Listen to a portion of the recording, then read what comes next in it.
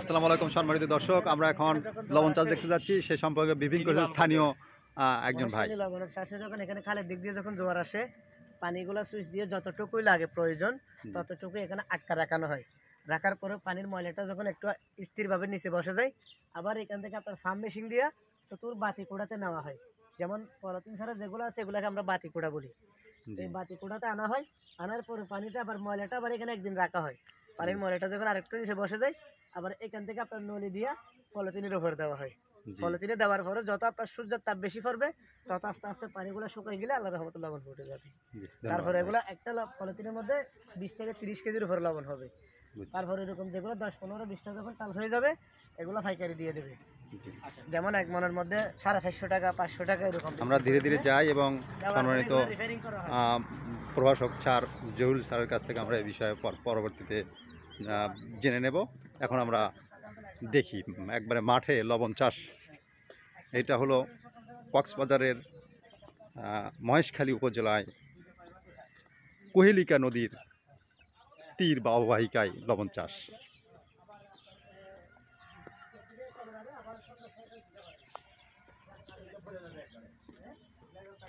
আমরা আসলে অল্প সময়ে কক্সবাজারে এসে বিভিন্ন মানুষের জীবনমান, তাদের জীবন আচার, তাদের জীবিকার মাধ্যম বোঝার চেষ্টা করছি।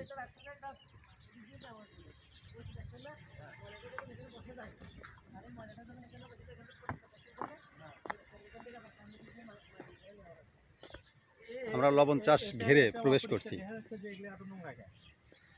এখান থেকে গুলো রাখা হবে, রাখার পরে একটা যখন গুলা দিবেন উপরের গুলো আপনার পরিষ্কার দেখা যাবে পানি, সেগুলো আবার ওই পানিগুলো নিয়ে নেওয়া হয়। এখন বুঝতে পারছি, মানে জোয়ারের পানি আসলো, আসার পর নিচে হচ্ছে ময়লাগুলো হচ্ছে জমে গেল। আনা হয় এই কোটাতে ময়লাটা যায় মনে এক পাশে চলে আসছে, দেখছেন না? এই তো লারা দিলে এই পানিগুলো এক পাশে ক্লিয়ার না, এখন পরিষ্কার দেখছেন না? আবার এখান থেকে একটা নলি ফিট করে পলিথিনের উপরে নেওয়া যাবে। এই পানিগুলো পানিগুলো পলিথিনের উপরে যখন নিবে, পলিথিন থেকে যখন পানিগুলো সূর্যের তাপে শুকাবে আস্তে আস্তে পানিগুলো লবণ করবে। ও এখন বুঝতে পারছি। ওই তো পানি মেশিন দেখছেন না? জোয়ার আসে, জোয়ার আসার পর এই যে পানিগুলো মূল হচ্ছে আপনার এটা। যেমন আমি আপনারা বলি সবগুলোর মূল হচ্ছে আপনার এইটা। এখানে যখন সুইচ দেখছেন, সুইচের এখানে পানিগুলো আটকে রাখানো হয়। রাখার পরে পানির এগুলো মূল এদিক দিয়ে আসা হয়, এগুলো ব্যবহার করা হয় না, এগুলো জাস্ট রাখা হয় পানিগুলা। এদিক দিয়ে আসার পরে এখানে সুইচ দেখছেন না, সুইচ দিয়ে আবার মেশিন চালু করে আবার এখান থেকে চতুর কোড়াতে এখানে আনা হয়। চতুর্দিক দিয়ে এখানে দেখে ময়লাটা রিফারিং করার জন্য। ময়লাটা যখন আবার এখানে আনার পরে যখন বসে যায়, ওইদিকে ক্লিয়ার দেখছেন না, ক্লিয়ার ওখান থেকে আবার নলি ফিট করে পলিথিনের উপর দেওয়া হয়। ওই পলিথিন যেগুলো আছে ওগুলো তো আপনার লবণ হবে, এগুলোকে আমরা বাতি কোড়া বলি, এখানে লবণ হবে না। যেমন এই কোড়া দেখছেন না, এই কোড়াতে যখন ফুল হয়ে যাবে আবার এটা গড় কেটে দেবে, এটা গড় কাটার পরে আবার এই কোড়াতে না হবে, আবার এখানে যখন ফুল হয়ে যাবে এটা বান দিয়ে দেবে, আবার এই কোড়া থেকে ওই অন্য কোড়া নিয়ে যাবে, এই কোড়া থেকে আরেক মানে এটা ধীরে ধীরে একটা একটা করে ময়লাগুলো হচ্ছে আটকে যাচ্ছে। ট্রান্সফার করার পরে এগুলো কি করবে? 6 মাস হবে আপনার লবণের মাঠ, আবার লবণ শেষের পরে আপনার বর্ষার চিংড়ির বর্ষার সময়। চলেন তো এই সর্বশেষ এটা দেখি লবণে দিয়ে। লবণ এখান থেকে ওই পলিথিনের গুলোই দেওয়া, ওগুলো আবার রিপেয়ারিং করা হয়। এখন জোয়ার আসবে নাকি? জোয়ার আছে, এখন জোয়ারের টাইম।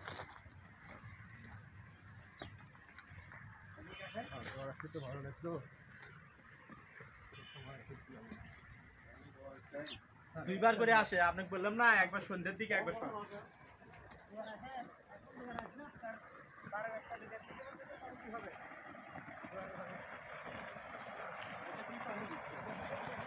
এগুলোই তো লবণের পানি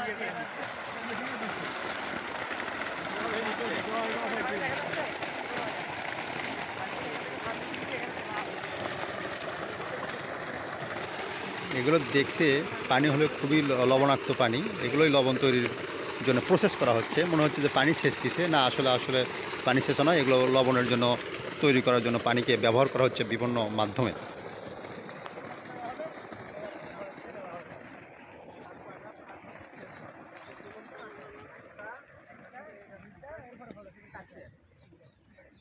যেমন একটা এখানে আছে, আবার এখান থেকে এখানে নদী, এখানে একটা দুইটা, এখান থেকে ডাইরেক্ট পলিথিন তিনটা পলিথিন থেকে হচ্ছে একবার একবার উঠে যাবে। তা ইয়া আচ্ছা, এখানে যে চাষ করতেছে এগুলো কি?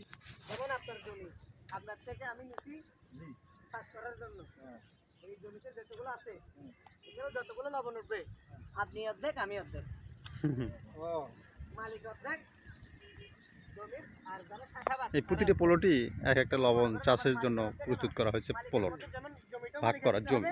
আমরা যেমন জমি আবাদ করি, এরা ভাগ ভাগ করে এই জমিগুলো থেকে লবণ চাষ করে, লবণ আবাদ করে তারা। আমরা ধীরে ধীরে লবণ যেখানে সর্বশেষ তৈরি হচ্ছে সেখানে যাচ্ছি।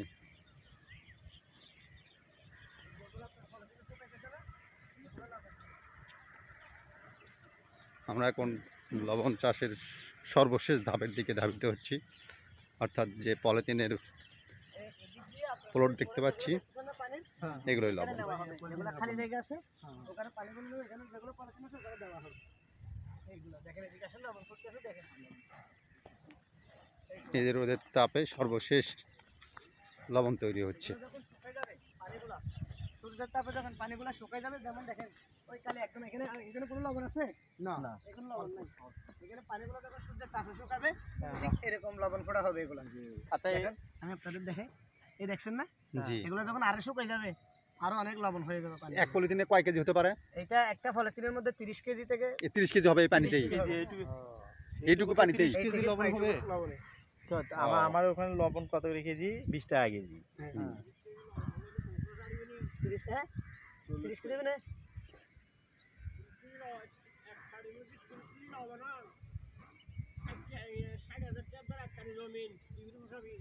ও না সে পোষা নিয়ে পড়া ওটা পরে। কয় কেজি করে হয়?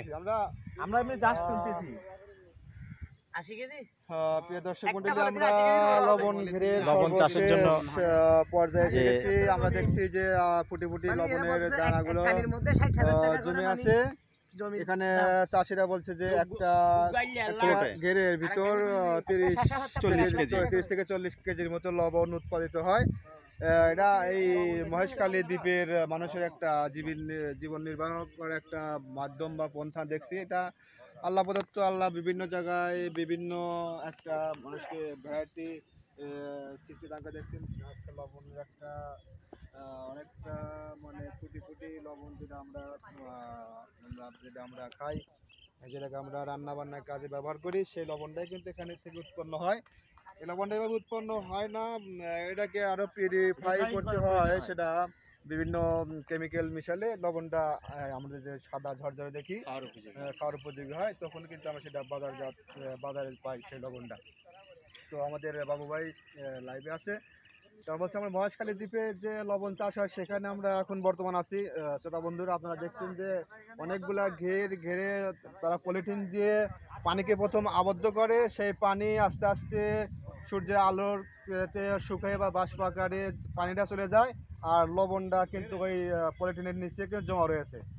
এই যখন জমা হয় তখন পানিটা ফেলে দিয়ে চাষিরা লবণটাকে একদিনে জড়ো করে বা একদিনে গচ্ছিত করে সেই লবণটাকে আবার আস্তে আস্তে কোনো মেশিনে বা কোনো কেমিক্যাল মিশিয়ে সেটা প্যাকেটজাত করে কিন্তু আমাদের সেই দ্বার প্রান্তে পৌঁছে দেয়, যেটা আমরা বাজার থেকে অন টাইমে কিনে খেতে পারি।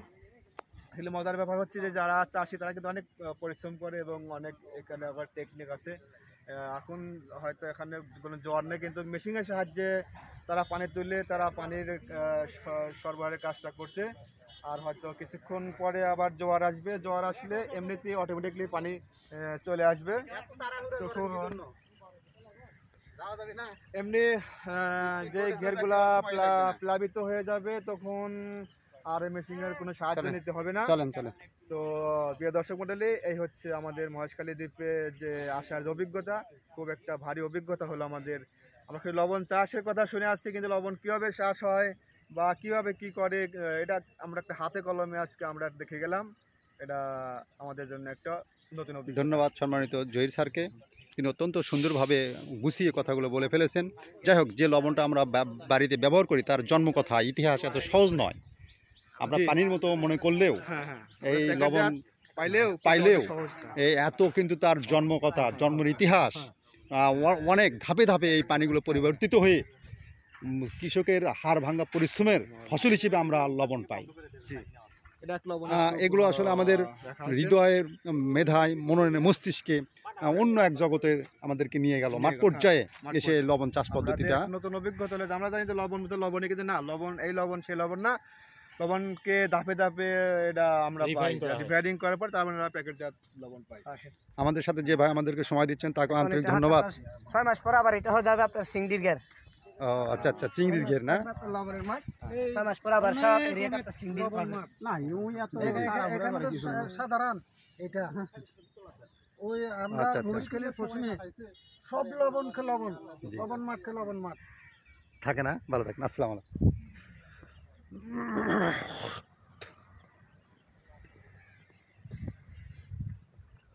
সবাইকে ধন্যবাদ, ভালো থাকবেন। আবারও আপনাদের সঙ্গে অন্য কোনো ভালো ভিডিও নিয়ে দেখা হবে। আল্লাহ হাফেজ, আসসালামু আলাইকুম।